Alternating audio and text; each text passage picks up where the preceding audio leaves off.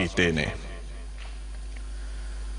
हुण तुसीं इन्हां कानूनां बाबत चंगी तरह जाणदे ही हो।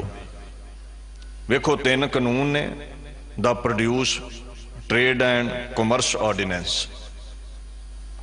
जिन्हों फ्री मार्केट कह देंगे। अमरीका कनेडा च भी यह कानून फेल हो चुका है।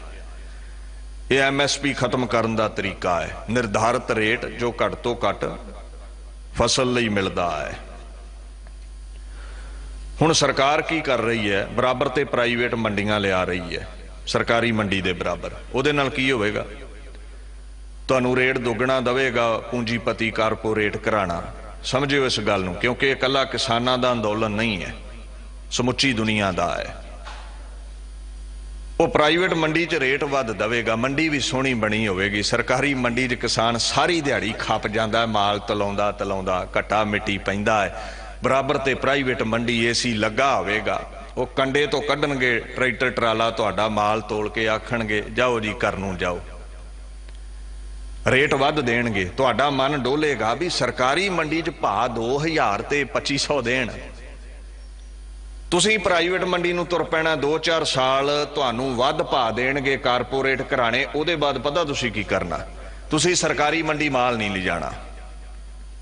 सरकार ने कहना है हुण मंडी दा नुकसान हो रहा है, MSP दे नाल नाल सरकारी मंडी खत्म कर दईए, क्योंकि इत्थे फसल नहीं आ रही। जदों कोई इर्द गिर्द मंडी ना रही तो फिर कारपोरेट घराणे ने कहना किसाना सानू डर सी किते असीं रेट बराबर दिता सरकारी मंडी दे ते तू सरकारी मंडी दौड़ेगा, असीं वध रेट दिता सी, तैनू लालच दिता सी। हुण सरकारी मंडी नहीं रही, दौड़ ला जिथे दौड़ना। 2000 वाला फसल दा जिहड़ा MSP दा मुल है तैनू 1000 ही देना ही होना। वो मारी दा किसान वेचेगा क्योंकि सरकारी मंडी नहीं होनी। दूसरा एसेंशियल कमोडिटी, जरूरी वस्तुआं जिहड़ियां सोध कीती है, जिहड़ा एक्ट है। हुण हुंदा की है? ये कहंदे जिन्नी मर्जी स्टोरेज कर लो। अगे पाबंदी सी भी सिर्फ इन्ना ही स्टोर कर सकते हैं। हुण खुल दे दिती है भी जिन्ना मर्जी कारपोरेट घराणे स्टोर कर लैण। मैं तुहानूं दस दवां 100 एकड़ वाले किसान कोल भी प्रबंध नहीं है भी वो स्टोरेज कर सके। स्टोरेज कौन करेगा? वड्डे वड्डे पूंजीपति कारपोरेट घराणे, बंबे दे सेठ। वो कणक आलू चावल सब कुछ उन्हां स्टोर कर लेना, मार्केट विचों मंदी लियाउणगे, सप्लाई बंद कर देणगे। जदों मार्केट विच सप्लाई ना आई तो असीं भुखे मरना है, दौड़े फिरना भी कितों गंढे मिल जाण, आलू मिल जाण, चौल मिल जाण, खाइए की। जदों ऐन शिखरां ते डिमांड चली गई, फिर वो जेड़े चौल 100 रुपये नूं ने वो 500 किलो, 500 नूं किलो, जेड़े गंढे 100 नूं ने वो 200 नूं किलो। मर्जी दे नाल भाव लाउणगे ते जेड़े तुसीं मिडल क्लास लोग हो ना, सोचदे हो भी दुकानदार ते की इफैक्ट है, ये ते किसानां दा मसला है। तुहाडी थाली जेड़ा 50 रुपइयां दा भोजन अज पकदा है, वो 500 नूं पकेगा। इस गल दा ख्याल रखियो। अगे किसान सस्ता वेचदा सी, तुहानूं मार्केट चों सस्ता मिलदा सी। 2-5 रुपइयां दी जेड़ी छल्ली है ना, किसान वेचदा है, वो 50 रुपइयां नूं रिलायंस दे स्टोर ते तुहानूं मिलदी है। फिर सारी फसल ही इदां तुहानूं मिलेगी। ये मिडल क्लास ये इफेक्ट होगी। भारत के 80% लोग 5 गुणा वध महंगाई विच जाके भोजन छकणगे, तरले लैणगे। यह है दूसरा इफेक्ट। तीसरा है कॉन्ट्रैक्ट फार्मिंग। पिंडां विच 50,000 ठेका चलदा पैली दा, कारपोरेट घराणे कहणगे जट्टा 1 लाख रुपया चुक, पर 15 साल का मेरे नाल कॉन्ट्रैक्ट कर लै तू। असीं कहना भी 50,000 ठेका क्यों लेना, लख लईए खां, लालच करांगे। लिखत कर लैनी है 15 साल दी, लाख रुपये नूं पैली असीं ठेके ते दे बैणी है। 1 साल वो लख दवेगा, अगले साल उन्हें की करना, उन्हें कहना भी फसल चंगी नहीं हुई भरावा, मैं 20,000 दे सकदा है। असीं आखांगे तू लिखत कीती है, मैं पंचायत सदन लगा पिंड विच। हुण की वो बंबे वाला तुहाडी पंचायत चाहेगा? वो की समझदा है तुहाडे पिंड दे सरपंच नूं? दूजी ऑप्शन तुसीं कहना मैं थाणे चलिया, मैं पुलिस कोल चलिया। की थाणे दा SHO तुहाडी सुनेगा कि वो पूंजीपति दी सुनेगा जिहड़ा देश दी सरकार बना सकदा है करोड़ां रुपये ला के? तीजी ऑप्शन तुहाडे कोल की है? गुस्से विच आके आखोगे मैं गल पैना है स्टोरेज वालियां दे, जिन्ना कॉन्ट्रैक्ट किया है मेरे साइन कराए ने वो हथ जोड़ देणगे, भाई जी असीं भी नौकर हाँ बंबे वाले सेठ दे, उन्होंने पुछो जाके। चौथी ऑप्शन की है, तुसीं आखोगे मैं कोर्ट चलिया ते सरकार ने तुहाडे हथ पहलां ही वढ लए ने कानून नाल, कोर्ट च तुसीं नहीं जा सकदे। तुसीं जाओगे डीसी दे SDM दे, मैनूं दसो भी 5 एकड़ वाले गरीब किसान दी सुनेगा डिप्टी कमिश्नर के बंबे दे वड्डे सेठ दी सुनेगा? ओए वो लाखां रुपया टेबल ते सुटेगा, तू की दे सकदा है गरीब बंदा? दस। जिथे माया है न्याम ही उधर नहीं चुकेगा। यह है कॉन्ट्रैक्ट फार्मिंग। फिर तुसीं आखना अच्छा जी हुण 20,000 ही मिलेगा, पैसे नहीं वध सकते। उन्हें कहना नहीं, तुसीं कहना मेरी जगह छड्ड दे, तू जमीन छड्ड दे। उन्हें कहना भाई नहीं, तू 15 साल का कॉन्ट्रैक्ट किया है, तू जमीन नहीं लै सकता।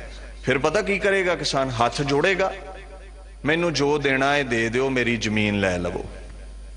इदां हज़ारां एकड़ खरीद के कारपोरेट घराने, क्योंकि एग्रीकल्चर इनकम ते टैक्स नहीं है, आपदा ब्लैक मनी वाइट करनगे इस इनकम दे थ्रू, मर्जी नाल भाव रखणगे फसलां दे, तुहानूं 5 गुणा वध माया दे के भोजन छकना पवेगा। हाहाकार मचेगी भारत वर्ष अंदर। तां मैं कहना हाँ भी ये कल्ला किसानां दा अंदोलन नहीं, ये तुहाडा भारत वर्ष दे लोकां दा अंदोलन है।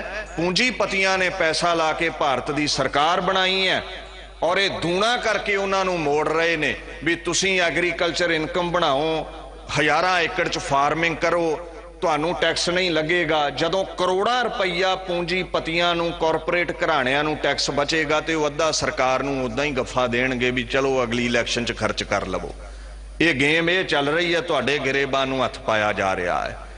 और जेड़े इस लहर नूं खालिस्तान दे नाम ते बदनाम कर रहे ने नैशनल मीडिया वाले, मैं उन्हां नूं दस दवां, खालिस्तान दा हऊआ ना लोकां नूं दिखाओ। खालसा राज की गल दसा, 17 वार खालसियां दिल्ली जित्ती, फिर सनातन मत नूं अज दिल्ली मिली है। जे खालसे मुगलों कोलों दिल्ली ना जितदे ते तुहाडे कोल तख्त ना हुंदा।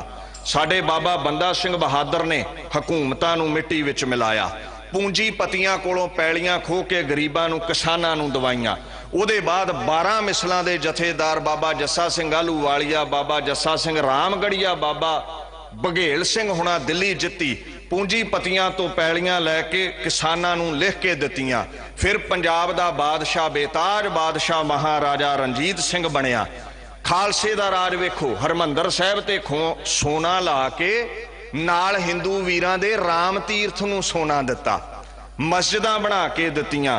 राजा रणजीत सिंह रात बराते भेस बदल के लोकां विच जावे भी मेरी जनता भुखी ना मरदी होवे।